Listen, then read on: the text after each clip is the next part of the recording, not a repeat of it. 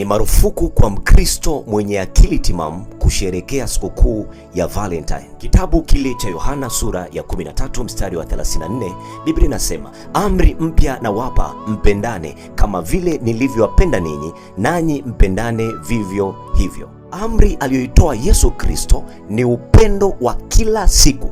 Kwa nini mmeweka iwe tarehe 14 mwezi wa pili?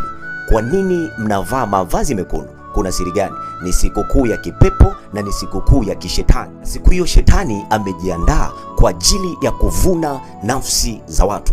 Uzinzi utatendeka sana siku hiyo. Kuna watu wataondoka na magonjwa, kuna watu wataondoka na mimba zisizo na baba. Ninakuonya kwa jina la Yesu, acha kufikiria kufanya uharibifu ndani ya tarehe hiyo. Inawezekana uko kwenye mchakato na arrangement za kwenda kukutana na mahusiano yasiyo sahihi, ya kwenda kuonana na watu wasio sahihi, ya kwenda kuonana na mke wa mtu na mume wa mtu. Ninakuonya katika jina la Yesu, acha mara moja. Mshahara wa dhambi ni mauti. Tulio ndani ya Yesu hatupendani kwa tarehe fulani ama mwezi fulani, tunapendana kila siku kama Yesu alivyoagiza.